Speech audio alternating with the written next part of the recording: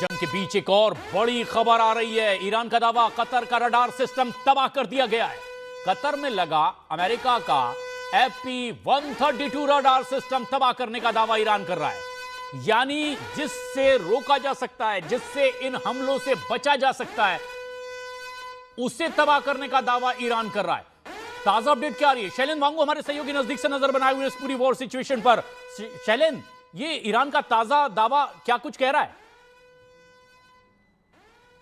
देखिए, अमेरिका ने जो सुबह आज हमले शुरू किए थे ईरान को लेकर, और इसके बाद अब ईरान की तरफ से कहा जा रहा है कि जो भी उसके एयरबेसेस आसपास में है वहां पर उनको लगातार निशाना बना रहा है। जो ताज़ा अपडेट ईरानियन मीडिया की तरफ से आ रही है, इसमें कहा गया है कि FP-132 जो रडार सिस्टम है कतर में अमेरिका का, उसको पूरी तरह से तबाह कर दिया। ये बहुत बड़ा दावा है ईरान की तरफ से। देखिए, फिलहाल कोशिश ये की जा रही है कि जहां जहां पर अमेरिकन बेसिस हैं इस पूरे रीजन में, चाहे वो फिर ओमान में हो या वो कुवैत में हो, कतर में हो, सऊदी अरब में हो, तो उनको सीधे तौर पर निशाना बनाया जा रहा है ईरान की तरफ से, जो रिटेलिएशन का जो इसको रिटेलिएशन बता रहा है। लेकिन अहम बात यह है कि देखिए, पहले से ही ईरान ये कहता आ रहा है कि अगर हम पे हमला हुआ तो ये एक रीजनल वॉर में तब्दील हो जाएगा, यानी कि वो पूरी तैयारी पहले से ही कर चुके थे। हालांकि एक तरफ हम ये देख पा रहे थे कि एक बिल्डअप किया जा रहा था अमेरिका की तरफ से इस पूरे रीजन में, जहां पर हमने देखा कि युद्धपोत भी लगाए जा रहे थे, वहां पे फाइटर जेट्स भेजे जा रहे थे, तो एयरक्राफ्ट कैरियर्स भी भेजे गए थे। तो ऐसे में जहां एक तरफ तैयारी अमेरिका कर रहा था, इजराइल कर रहा था, वहीं ईरान भी ये कह चुका था साफ कि अगर हम पे हमला होता है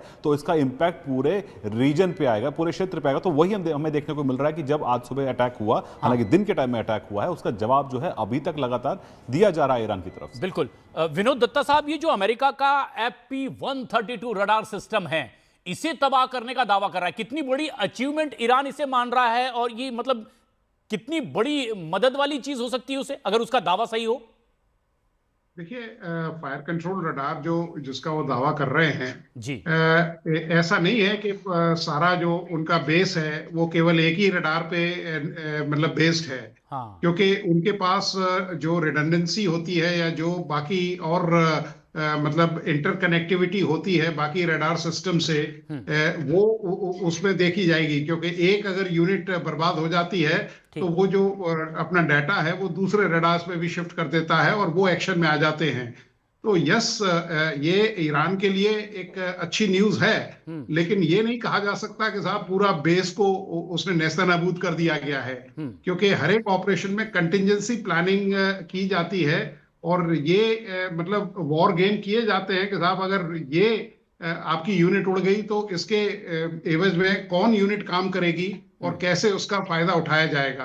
तो इन सब चीजों को ध्यान में रखते हुए यस, ईरान के लिए अच्छा है, क्योंकि आजकल जो प्रिसीशन जो एमिनेशन है उसमें काफी सटीक टारगेट्स पे वो निशाने बैठते हैं, क्योंकि जो इनकी CEP वगैरह है वो बड़ी कम रहती है। तो ये ईरान के लिए यस एक अचीवमेंट है। लेकिन ईरान इसके ऊपर मतलब कोई अपना जीत का परचम नहीं लहरा सकता। हाँ, बट ये है कि उसने एक टारगेट अपना सेट किया और उस पर कामयाबी से हिट कर दिया। लेकिन कर्नल दानवीर, ये इस ओर भी इशारा करता है कि भाई डिफेंस सिस्टम कहीं ना कहीं नाकाम हुआ होगा, तब ये सब कुछ हो पाया है?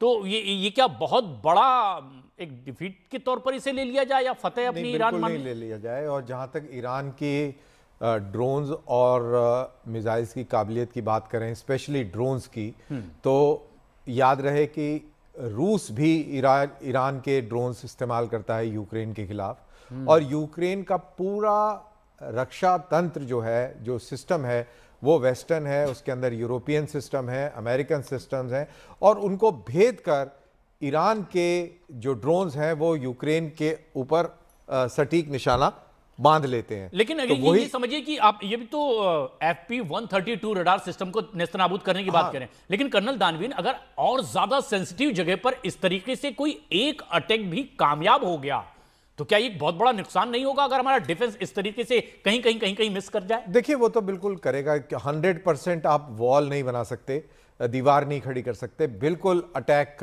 होंगे। और इसकी बात डोनाल्ड ट्रंप ने कह दी थी अपने उसमें कि हमारी कैजुअल्टीज होंगी और हमें तैयार रहना पड़ेगा। और जहां तक रडार का सवाल है, दत्ता साहब ने बिल्कुल सही बात करी कि वो जो रडार एक खत्म भी हो गया उससे कोई फर्क नहीं पड़ता, क्योंकि बहुत बड़ा नेटवर्क होता है ये। और कोई ज्यादा मेजर इंपैक्ट नहीं है।